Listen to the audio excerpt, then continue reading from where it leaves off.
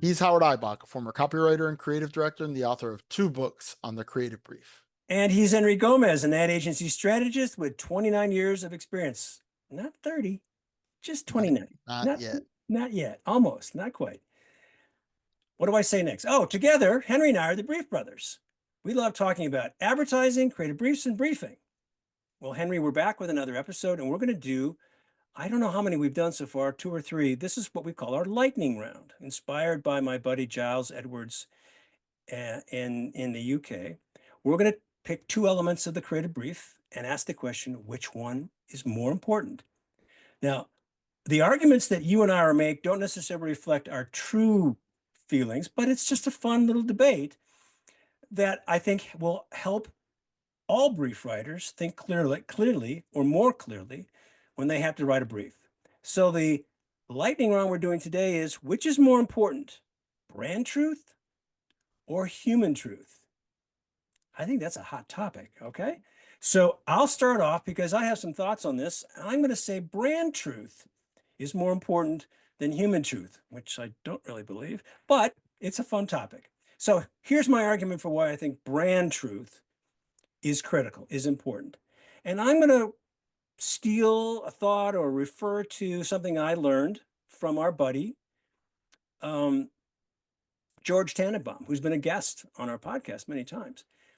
And this is from a post that he wrote some years ago where he was essentially arguing that emotion isn't necessarily the most important thing that we as creatives should be going after, because sometimes the brand has some rational attributes that make it stand above and beyond any of its competition. And the one series of ads that he posted on this post some years ago were for the Vespa scooter. And what I marveled about these ads was that they were not trying to overtly make me laugh or inspire an emotional response, but to get to the truth of the brand, which is that this is a fun and reliable and efficient device that can get you from point A to point B.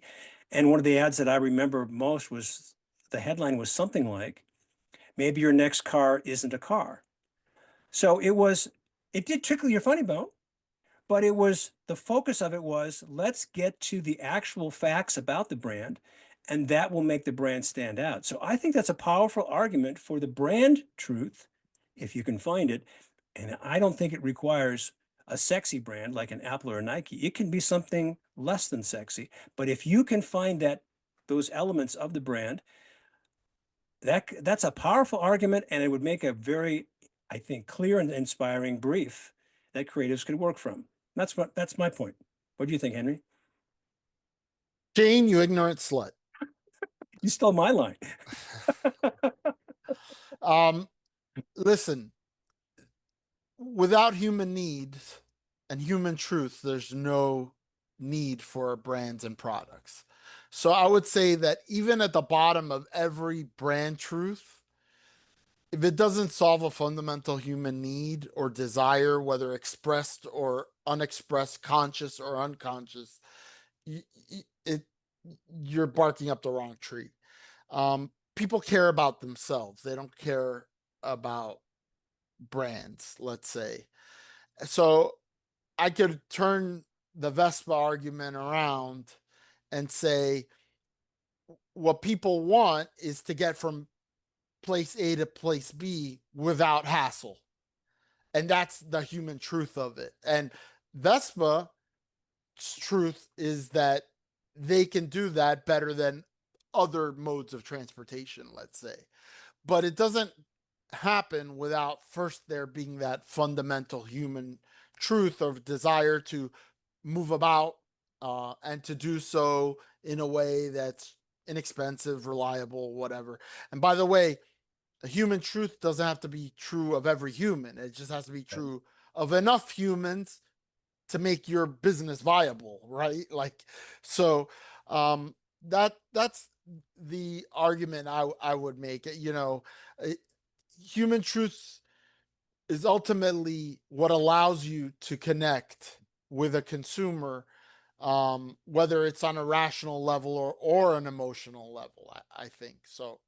I'm going Anyway, to I'm going to continue to defend my position by adding this point. I don't think you can get to a human truth without the brand truth first. I think that's the foundation. That's the stepping stone. You start off with this brand truth, and that leads you to the human truth. so let's split the difference, and I will say that in the typical strategist style, I think we've seen the Venn diagrams before of, trying to find an insight. Mm, And the truth is, you have to, there's one circle and that's the human truth. And then there's the other circle, which is the brand truth. And ideally, there's an overlap between those two things. Our brand offers something that answers some tension, need, desire in the human side, and that's where we're going to find right. the powerful message. So maybe they don't live independently of each other, but it's that intersection of human truth and brand truth that's the goose that lays golden eggs. It's hard to argue with that. I would also agree with you about it's not universal. I mean, Howard Gossage was famous for saying, I don't know how to speak to everybody. I know how to speak to somebody. And so you don't always connect with everybody.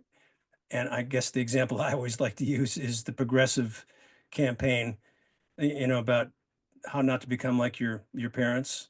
Hmm. That makes me just roll my eyes because my mom and dad were nothing like any of those people on that spot. I get that it probably it's relatable, but it has to be universal. So there's a truth there. So, Well, now that you've opened that can of worms, my point was, if you're a brand, let's say you're the market leader. In a lot of cases, the market leader has 35% yeah. share Mhm. in an industry.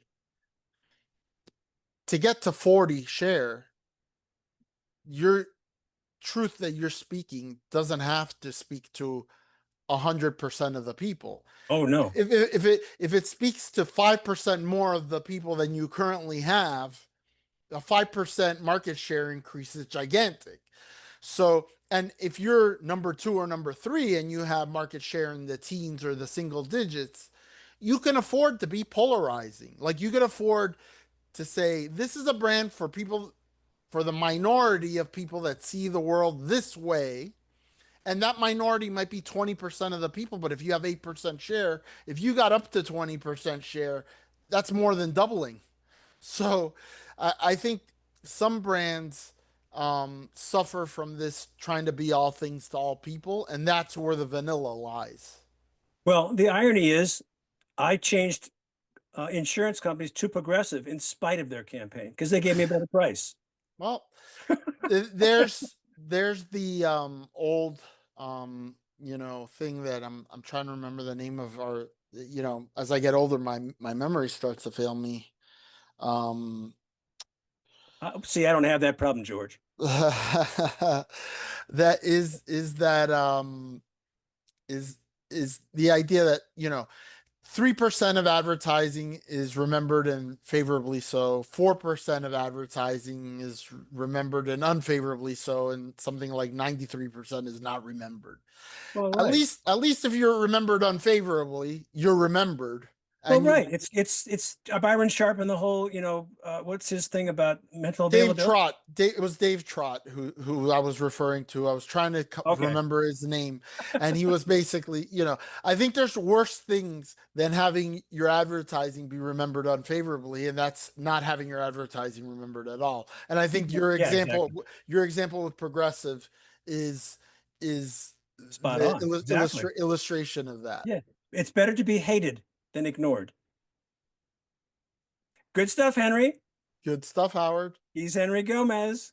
He's Howard Eibach. Together, we're the Brief Brothers. Till next time, bye bye. Okay. All righty.